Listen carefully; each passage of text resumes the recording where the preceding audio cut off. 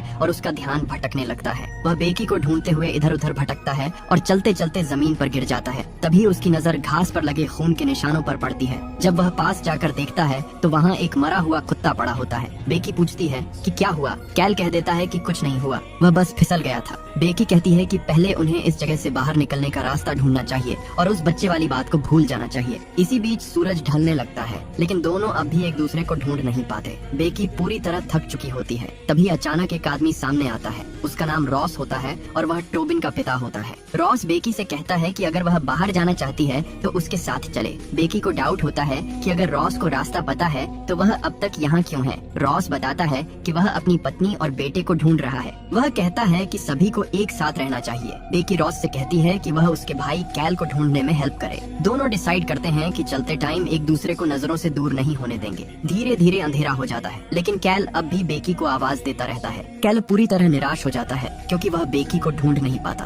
तभी अचानक टोबिन उसके पीछे आ जाता है। टोबिन कहता है कि बेकी को ढूंढना इजी हो सकता है, लेकिन तब जब वह मर चुकी हो और वह एक मरे हुए कौवे की बॉडी दिखाता है। टोबिन समझाता है कि यह ग्रास फील्ड मरी हुई चीजों को हिलाता नहीं है। जो जिंदा हैं वे एक दूसरे को ढूंढते रहते हैं। कैल को शक होता है कि कहीं टोबिन ने ही सबको यहाँ फंसाया तो नहीं। टोबिन कहता है कि ऐसा नहीं है, क्योंकि पहले किसी और ने उसे भी ऐसे ही आवाज देकर अंदर बुलाया था। टोबिन ये भी कहता है कि बेकी जल्दी मरने वाली है। दूसरी तरफ बेकी रॉस के साथ चलते हुए बात कर रही होती है। अचानक दोनों एक दूसरे से अलग हो जाते हैं। बेकी लगातार कैल को आवाज देती रहती है। तभी ग्रास फील्ड से कोई अचानक बाहर निकल आता है, जिससे वह डर जाती है। इधर कैल टोबिन के पीछे पीछे चलता है और दोनों एक अजीब से विशाल पत्थर तक पहुँचते हैं जो फील्ड के बीच रखा होता है। टोबिन उस पत्थर को छूता है और कहता है कि उसे बहुत अच्छा फील हो रहा है, जैसे किसी खास पावर का एहसास हो। जब कैल भी पत्थर को छूने वाला होता है तभी बेकी की चीख सुनाई देती है। टोबिन कहता है कि माफ करना, बेकी इधर से चली गई है। ये सुनते ही कैल तुरंत बेकी को ढूंढने के लिए